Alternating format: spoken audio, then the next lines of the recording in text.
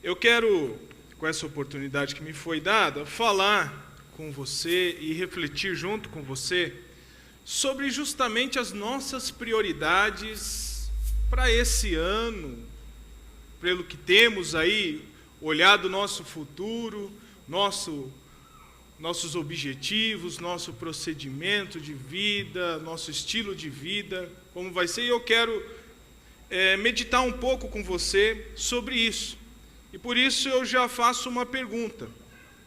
Qual tem sido a sua prioridade? Qual tem sido a nossa prioridade? Qual tem sido a minha prioridade?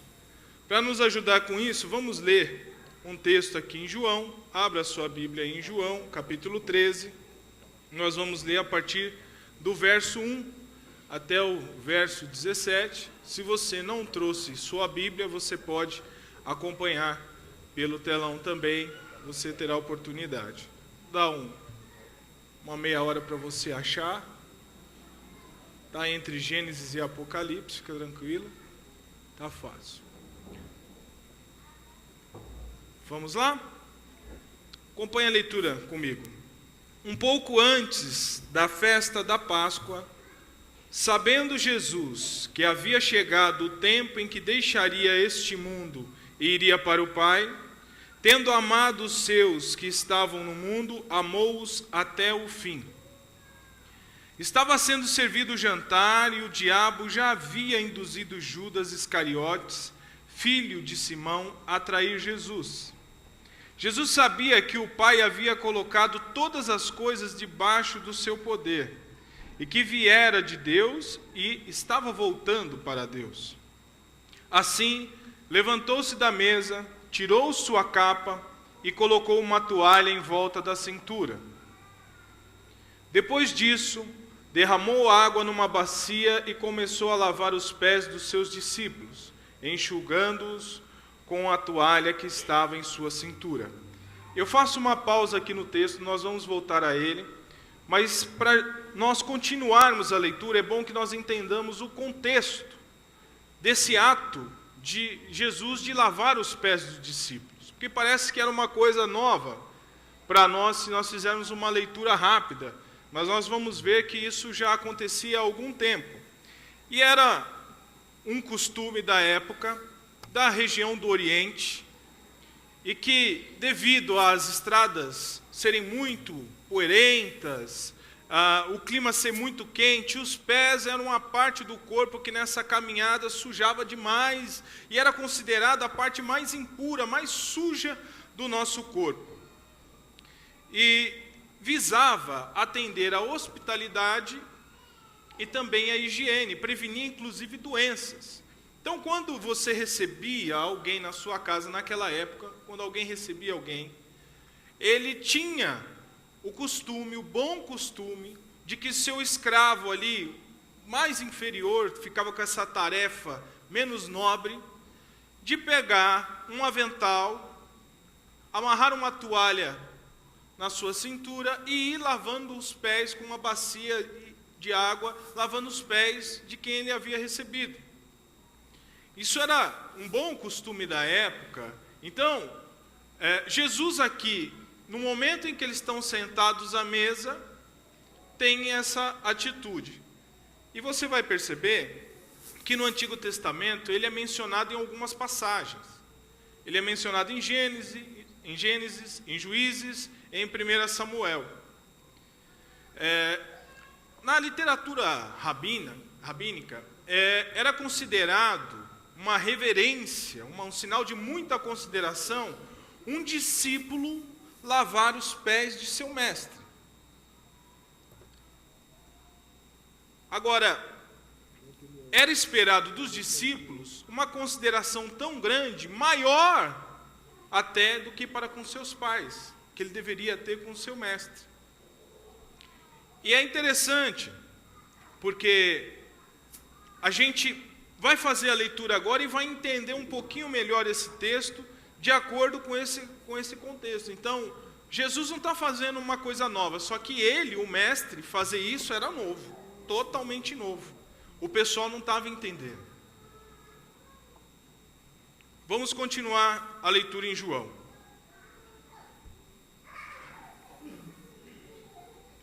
Chegou-se a Simão Pedro, que lhe disse: Senhor, vais lavar os meus pés? Respondeu Jesus: Você não compreende agora o que eu estou lhe fazendo. Mais tarde, porém, entenderá. Disse Pedro: Não, nunca lavarás os meus pés. Jesus respondeu: Se eu não os lavar, você não terá parte comigo. Respondeu Simão Pedro: Então, Senhor, não apenas os meus pés, mas também as minhas mãos e a minha cabeça. Respondeu Jesus: Quem já se banhou precisa apenas lavar os pés. Todo o corpo está limpo. Vocês estão limpos, mas nem todos. Pois ele sabia quem iria traí-lo, e por isso disse que nem todos estavam limpos. Quando terminou de lavar-lhes os pés, Jesus tornou a vestir sua capa e voltou ao seu lugar. Então lhes perguntou: Vocês entendem o que eu lhes fiz? Vocês me chamam mestre e senhor, e com razão, pois eu o sou. Pois bem, se eu, sendo senhor e mestre de vocês, lavei-lhes os pés, vocês também devem lavar os pés uns dos outros. Eu lhes dei o exemplo para que vocês façam como lhes fiz. Digo-lhes verdadeiramente que nenhum escravo é maior do que o seu senhor, como também nenhum mensageiro é maior do que aquele que o enviou. Agora que vocês sabem estas coisas, felizes serão se as praticarem. Esse é o contexto daquela ocasião. Mas uma pergunta é interessante a gente fazer: o que os discípulos conversavam naquela ceia, naquela ocasião? Eles estavam questionando: qual de nós é o maior discípulo? Jesus está falando tantas coisas, estamos entendendo que está aproximando a hora que ele tanto fala, mas qual de nós é o maior? Qual de nós vai sentar à direita dele? Quem vai sentar à esquerda dele? O nosso rei, nosso mestre. E ali em Lucas 22 comenta isso, no versículo 24. Levantou-se também entre eles contenda sobre qual deles parecia ser o maior. E no versículo 27, Jesus já está dizendo: Pois qual é maior? Quem está à mesa ou quem serve? Porventura não é quem está à mesa? Eu, porém, estou entre vós como quem serve. Veja que interessante. E algumas lições a gente consegue extrair desse texto. Veja, é uma coisa diferente acontecendo naquele momento. E Deus muitas vezes nos pede coisas diferentes que a gente estranha. Vamos lá. Olhando para Jesus, eu pensei duas coisas que nós conseguimos trazer hoje à noite para aplicar à nossa vida. Essas duas coisas são a questão da humildade e do perdão. A humildade, porque Jesus sabia que todas as coisas estavam em suas mãos. O texto diz isso. E que ele poderia, naquele momento em que ele sabia que o seu martírio estava próximo, mas também a sua glorificação estava próxima. Estava chegando, reta final. Muita humilhação estava vindo à frente, mas também a glorificação, o retorno ao Pai para a eternidade também estava ali. E ele poderia ter tido um motivo de orgulho. Veja, ele encontra os seus discípulos arrazoando quem é o maior, depois de 3 anos de ensinamento, depois de 3 anos de estar junto, pegando pela mão, ensinando, clareando melhor a visão espiritual de todos os discípulos. Ele ainda ali naquele momento, ele encontra as pessoas: quem vai ser o maior? Quem de nós é o melhor? Quem de nós é o maior? Então veja, Jesus, ao invés de ter uma atitude de orgulho, fala: eu deveria ser servido. Ele se levanta, porque até então o avental do escravo que lavava os pés, a bacia e o jarro d'água estavam no canto, ninguém se levantou, todos sabiam que isso precisava ser feito. Jesus se levanta enquanto eles estão nesse questionamento, tira sua capa, coloca o avental, amarra a toalha, pega a bacia com água e começa a lavar os pés dos seus discípulos. Mas vamos adiante. Vamos ler aqui, ainda na humildade, Filipenses 2, do 5 ao 7, diz assim: tende em vós o mesmo sentimento que houve também em Cristo Jesus, o qual, tendo plenamente a natureza de Deus, não reivindicou o ser igual a Deus, mas, pelo contrário, esvaziou-se a si mesmo, assumindo plenamente a forma de servo, e tornando-se semelhante aos seres humanos. Veja que Paulo a Filipenses menciona a atitude de humilhação, de humildade, na verdade, que Jesus teve naquela ocasião. E isso faz uma reflexão para nós. Será que nós temos tido ato de humildade? Será que depois que a gente conquista um cargo numa empresa, será que depois que a gente alcança um grande objetivo na vida, uma formação, um anel de doutor, será que quando a gente consegue constituir a nossa família, será que no momento que a gente consegue construir ou realizar algo grandioso que a gente batalhou tanto, a gente tem uma posição de humildade ou a gente quer ser servido? Não, agora eu sou doutor, agora eu tenho mais uma pós-graduação, agora eu tenho que ser servido. Então, a gente vê até os ensinos sobre liderança hoje se espelharem em Jesus, porque fala do líder, servidor, daquele que é um bom líder, não um bom chefe. Chefe é coisa do passado. Um bom líder, ele traz seus liderados com ele pelo exemplo. Hoje o pessoal fala disso, uma coisa que Cristo já mostrou para a gente há tanto tempo. E estão certos em olhar para ele, porque ele é o maior exemplo mesmo de liderança. Mas tem mais uma coisa que a gente pode observar nessa ocasião: perdão. Jesus exerceu o perdão. Veja que ele lavou os pés de Judas, que o texto disse para nós que ele já sabia que o trairia. Irmãos, vamos ser realistas.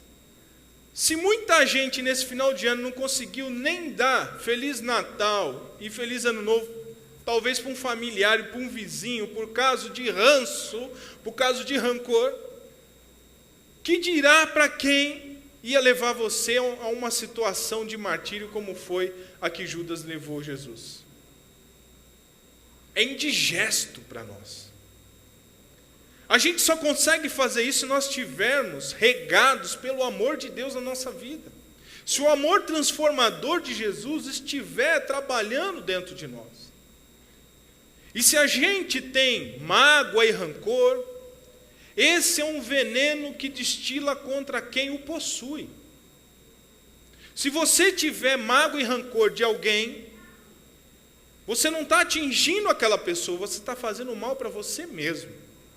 Então, perdoar é até uma orientação bíblica, porque você obtém um benefício, porque você vive melhor, porque você consegue lidar com as relações de vida melhor. Nós estamos no meio de uma sociedade, no meio de uma comunidade, nós convivemos com gente.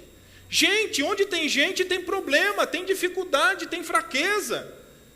A Bíblia diz para nós suportarmos as fraquezas uns dos outros, para nós nos suportarmos, para a gente ter paciência.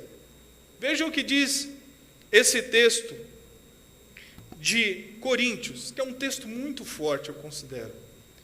O amor é paciente, o amor é bondoso, não inveja, não se vangloria, não se orgulha, não maltrata, não procura seus interesses, não se ira facilmente, não guarda rancor.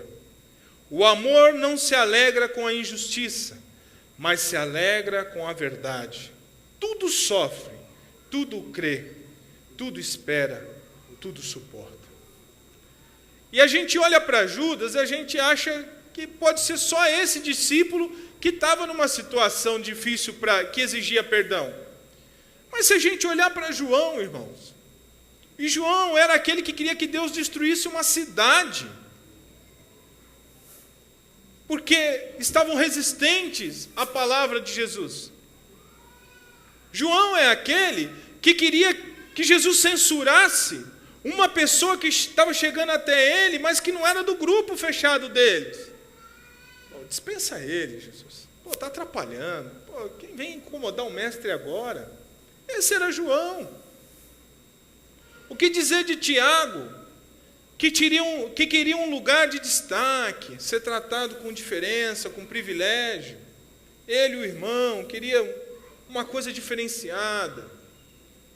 Aí você olha para Pedro, o mesmo Pedro que disse: tu és o Filho de Deus, é o mesmo Pedro que andou ali sobre as águas.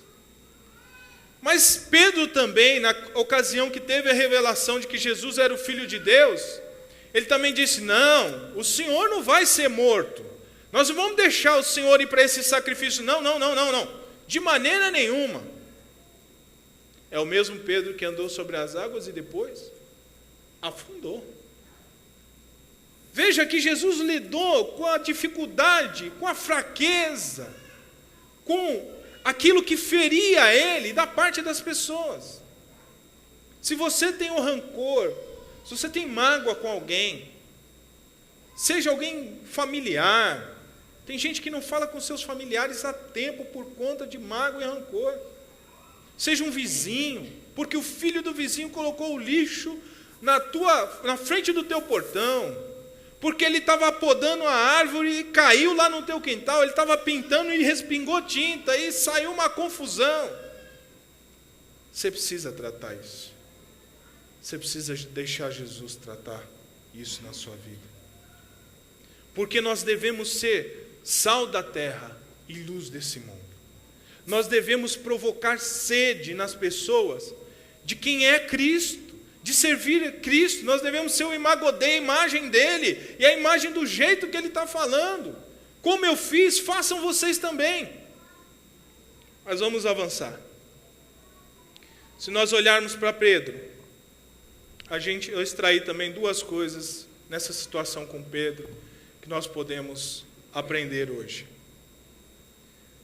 Nós aprendemos que Jesus nos surpreende positivamente.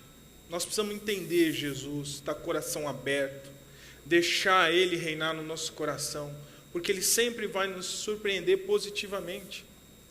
Veja, Pedro está ali e ele fica chocado, porque aquelas mãos santas do Mestre, do Filho de Deus, que realizou vários milagres, que curou cegos, que fez morto ressuscitar, que fez paralítico andar, aquelas mãos agora estavam pegando água numa bacia e lavando os pés dos discípulos.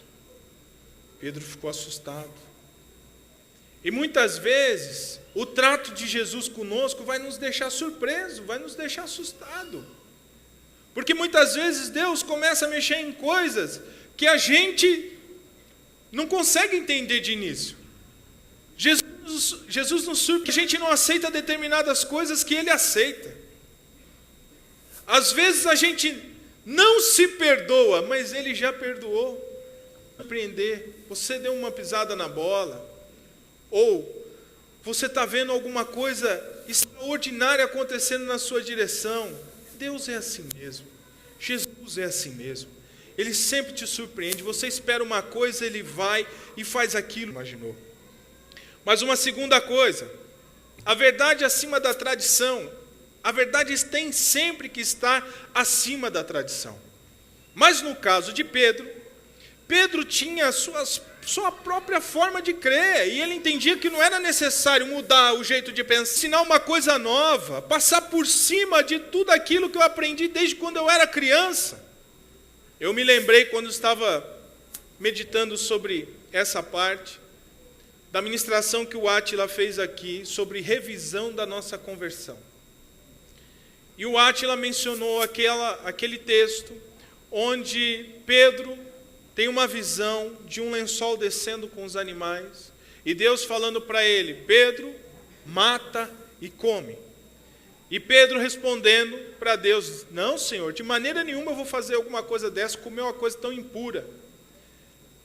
E aí, nessa oportunidade, o Átila mencionou que Pedro estava dando uma resposta para Jesus: minha religião não permite que eu faça isso. Aqui é a mesma coisa.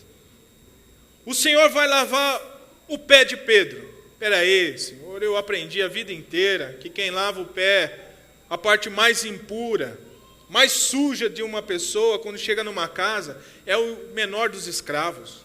Que negócio é esse do Senhor vir lavar? Agora, o Senhor está querendo me confundir? Parece que eu vejo Pedro, Jesus começando a lavar os pés de alguns discípulos. Pedro, essa não vai dar não. E a hora que Jesus, ajoelhado, vai pegar o pé de Pedro, Pedro tira. Não, Senhor, não, o Senhor não vai lavar os meus pés. De maneira nenhuma, que é isso? Aí Jesus chega para ele, olha como Jesus é paciente, né? Pedro, você não entende agora, mas você vai entender. E Jesus vai pegar o pé de Pedro de novo, e Pedro: não, nunca o Senhor vai lavar o meu pé. Aí Jesus tem que... os caras estão discutindo quem vai ser o maior do reino de Deus, Jesus dá um ensino desse, e Jesus tem que ser firme com Pedro e falar: se eu não te lavar, você não tem parte comigo. Aí mudou, gente. Senhor, então não só os pés, mas lava as mãos, mas lava a cabeça também. Não, Pedro, calma. Só os pés são suficientes. Então veja, que Deus faz isso com a gente. Às vezes é difícil, irmãos, nós aceitarmos coisas da parte de Deus, revelações, aceitar verdades mais claras da parte de Deus, que vão mexer com aquilo que a gente aceita ou não aceita. Não, imagina que Deus vai aceitar um negócio desse? Imagina que Deus não aceita um negócio desse? E a gente tem que passar pelo crivo e pela sensibilidade do toque do Espírito para a gente saber que Deus está ali tratando conosco, e a gente tem que abandonar talvez uma tradição para abrir o coração para uma verdade que Cristo quer aclarar as nossas vistas. Mas vamos lá. Para a gente viver em comunidade, Jesus nos mostra que são necessárias duas coisas. A primeira delas é que é necessário apresentar a Deus as nossas fraquezas, a parte mais suja da nossa vida, nas mãos dele, para ele lavar. É necessário você abrir o porão da alma, que a gente muitas vezes não tem coragem. Sabe aquela oração em que você pula aqueles pecados, que você pula aquelas coisas que você está sentindo o Espírito te incomodar, que aquilo não é para ser daquele jeito? Você dá uma puladinha e fala: não, o porão da alma eu não vou abrir. Senhor, me perdoa disso, me perdoa daquilo, mas aquela grosseira que você fala: não, isso é demais. Nós temos que colocar tudo nas mãos dele. Senhor, me mostra. Senhor, trabalha na minha vida. Senhor, me mostra o caminho que eu devo seguir. Me usa, Senhor. Aclara os meus olhos, tira as escamas espirituais dos meus olhos, me mostra qual é o seu proceder. Então nós precisamos, irmãos, colocar nas mãos dele a parte mais suja. Talvez a nossa parte mais suja seja um julgamento que a gente faz das pessoas, o apontar de dedo. Eu sou uma pessoa que Deus trabalhou muito na minha vida com relação ao impacto, a visão. Porque eu tinha muito o ímpeto de olhar primeiro o negativo, de olhar muito o defeito. Isso, por um lado, se você, dependendo no que você aplica, é muito bom. Eu que trabalho com projeto, quando você avalia os impactos, que você olha os possíveis riscos, é muito interessante. Agora, na convivência, a pessoa, de repente, fez alguma coisa e você não olha o que Cristo fez na vida dela. Eu olho meu irmão Douglas e eu vejo só o braço tatuado. Ai, tatuagem. Sumir, dá um... Entende, gente? Quer dizer, você tem que ter o olho de Cristo quando você passa por uma pessoa. Você vai lidar com uma pessoa que está numa dificuldade enorme, tem um problema enorme. Talvez você está julgando, você está apontando o dedo, é senhor da situação. Não é isso que Cristo está mostrando para nós. E para fazer tudo isso, irmãos, nós precisamos estar regados de amor. A segunda coisa é que nós precisamos reorganizar as prioridades da nossa vida. A prioridade que Jesus nos ensinou é que, primeiro, você faz a vontade de Deus. Segundo, você serve ao seu próximo. E terceiro é você. Numa sociedade atual onde tudo aponta para você, você vai para a neurolinguística e você vai para os escritores da neurolinguística e eles falam, você é o sucesso. Dentro de você está o poder. Aí você chega no Evangelho, chega na Bíblia, chega em Jesus, ele fala, decrete a sua falência, entrega a sua vida, o seu coração na minha mão. É um contraste. Então veja, quando eu deixo Deus tratar o meu coração, eu ser regado pelo amor de Deus, e é importante que eu aqui conceitue o amor, porque amar não é um sentimento. Porque o sentimento a gente não tem domínio total sobre eles. Você não quer ficar triste, você fica. Muitas vezes você não quer rir pelo tropeção do seu chefe, você acaba rindo, você não consegue segurar. Não dá. Você não quer chorar e você chora diante de uma situação. Então Deus não daria um mandamento, amai a Deus sobre todas as coisas e ao seu próximo como a ti mesmo, se você não tivesse domínio. Deus não é louco, gente. Ele está pedindo para você fazer uma coisa que você consegue, porque amar é decisão. Amar é você escolher se dedicar a alguém ou alguma coisa sem esperar nada em troca. Mas por que você faz? Simplesmente porque eu amo. Mas você não vai ter nenhum retorno. Não importa, eu faço porque eu sou assim.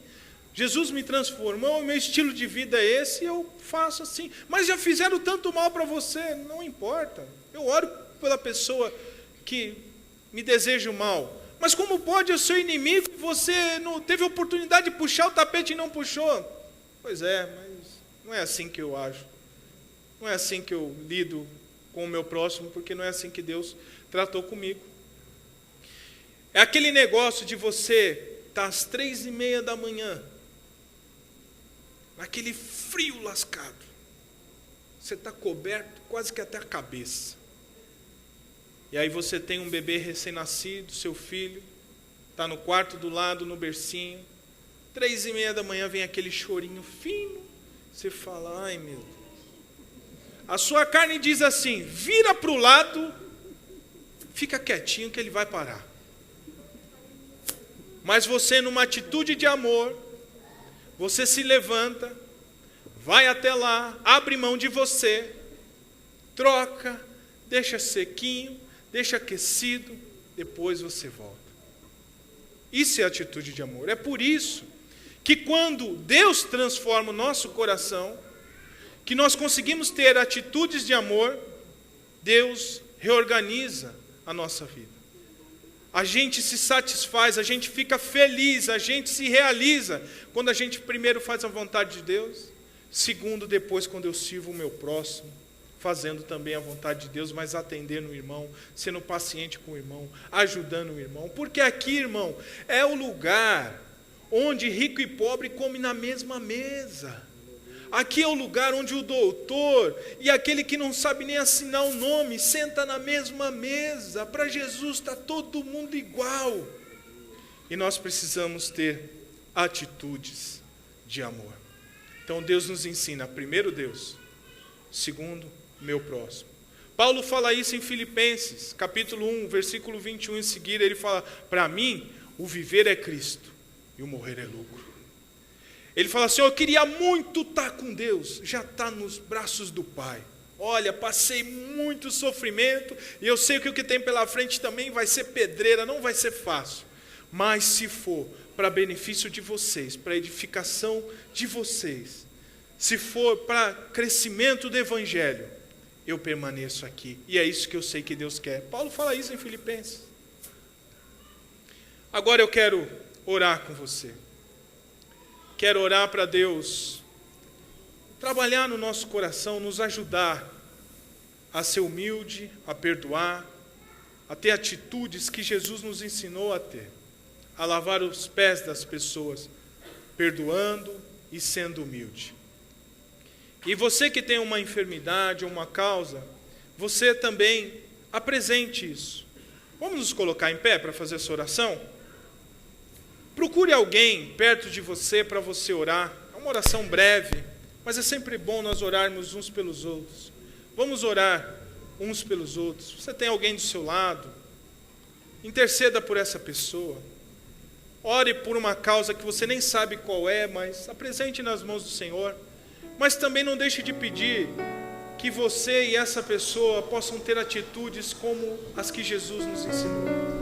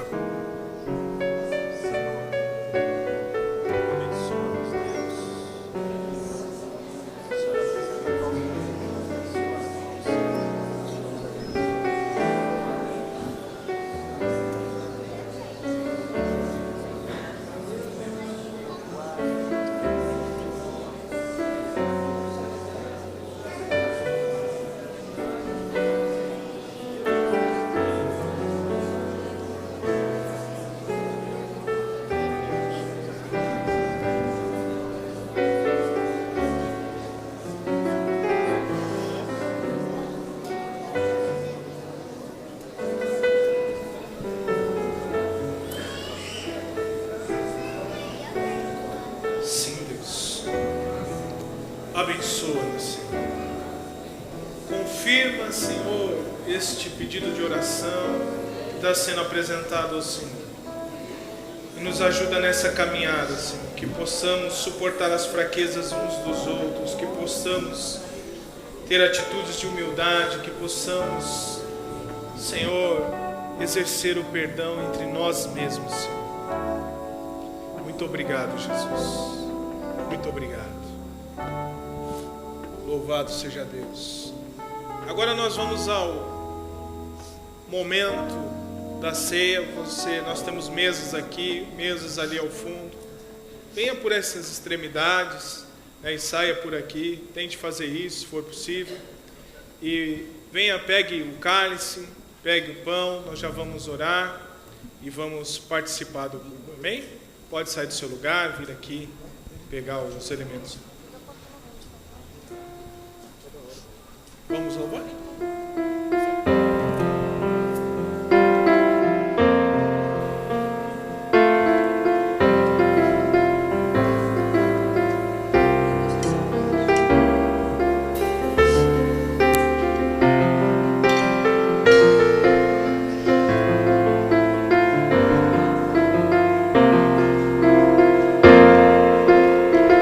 No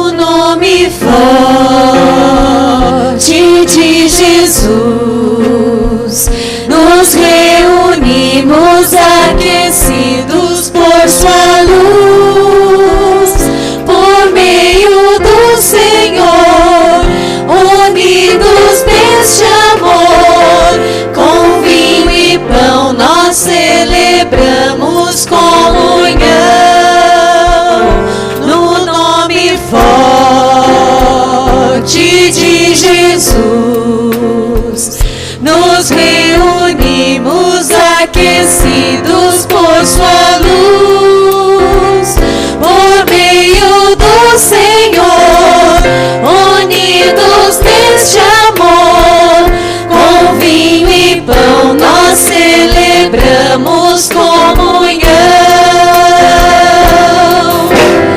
Não me sinto estranho aqui, este é o meu lugar.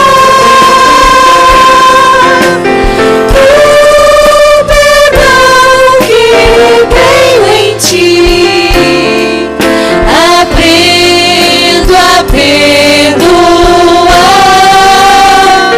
Quem serve o vinho e parte o pão é o próprio Cristo ressurreto e nosso irmão. O Rei da terra e céus é nosso anfitrião. Com vinho e pão nós celebramos comunhão. Entre o povo do Senhor, verdadeiro lar, Cristo está presente aqui, neste celebrar, que logo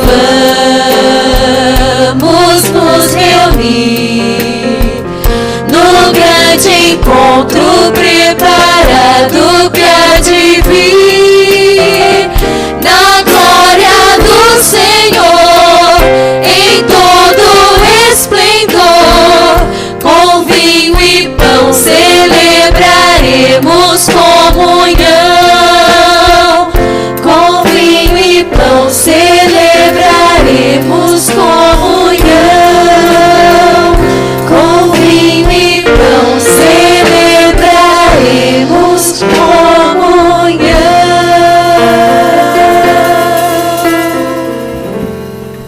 Vamos agradecer apenas o privilégio de poder participar da ceia. Esse é um ato aberto para todo aquele que é nascido de novo, que já aceitou ao Senhor. Se você é de outra denominação, de outra igreja, fique à vontade, isso não é fechado somente aos membros da borda. Só é necessário você ter nascido de novo. Senhor, eu te agradeço, Senhor, por essa oportunidade, por poder participar mais uma vez desta ceia com os meus amados irmãos. Pai, eu te louvo, Senhor, por essa rica oportunidade, meu Pai, em nome de Jesus. Participe do pão.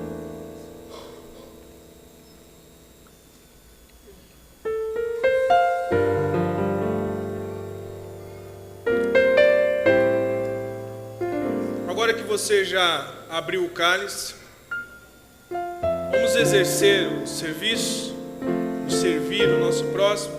Vamos trocar com alguém o nosso cálice. Troque com alguém que está perto de você. Vou trocar com uma das meninas aqui.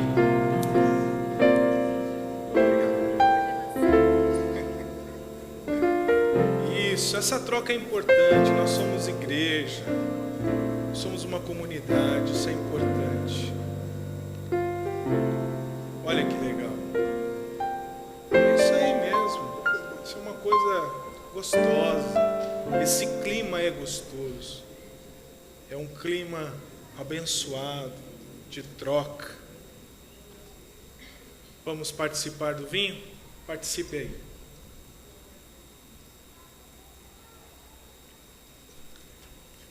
Obrigado, Senhor, por essa bênção maravilhosa. Obrigado, Senhor, por poder participar mais uma vez. Deus abençoe vocês. Vamos louvar ao Senhor agora. Vamos louvar.